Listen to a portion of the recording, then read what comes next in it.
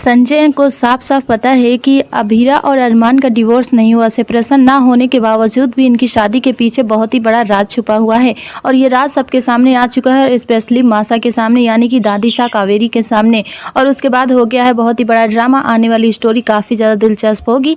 अगर आप इसके बारे में जानना चाहते हैं तो आप हमारे चैनल से जुड़े रहें, वीडियो को कंप्लीट वॉच करें, जहाँ पर आप ये देखेंगे कि अब यहाँ जो माधव होते हैं वो गुस्से में घर से निकल आते हैं और किसी की मदद करते हैं, जहाँ पर उनको फाइल नज़र आती है और कहते हैं कि देखो ना कितनी अच्छी है अभीरा, कि सब कुछ हो जाने के बाद भी अभीरा इस घर में रहती है, लेकिन यहाँ पर मेरे घर वालों को और मासा को कुछ बात अभीरा की समझ ही नहीं आती।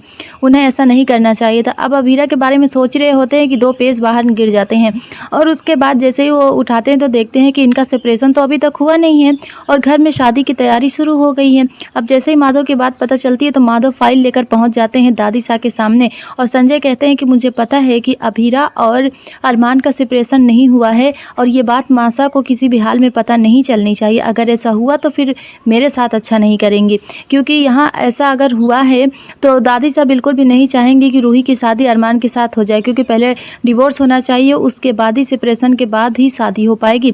और इसके पहले ही शादी की तैयारियाँ शुरू हो गई हैं और रूही के रुतबे तो बहुत ही अलग जलवे नज़र आ रहे हैं।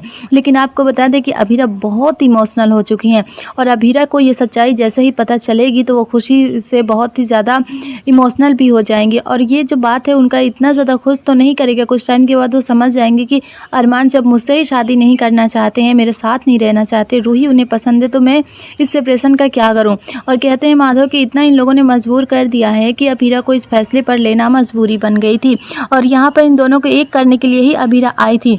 और ना तो माधव विद्या ठीक से एक हो पाए हैं और ना ही इन दोनों का डिवोर्स हो पाया है, क्योंकि सही मायने में देखा जाए तो दादी सा हार चुकी हैं और दादी सा के हारने की वजह कोई और नहीं है, संजय है। संजय ने सारा सच छुपाकर अब इनकी सगाई करवा दी है, जिसकी वजह से अब होने वाला है बहुत ही बड़ा ड्रामा। क्या आपको इसका इंतज़ार है या फिर नहीं, तो आप हमें कमेंट्स में अपनी राय ज़रूर दीजिएगा कि संजय के साथ दादी सा को क्या करना चाहिए।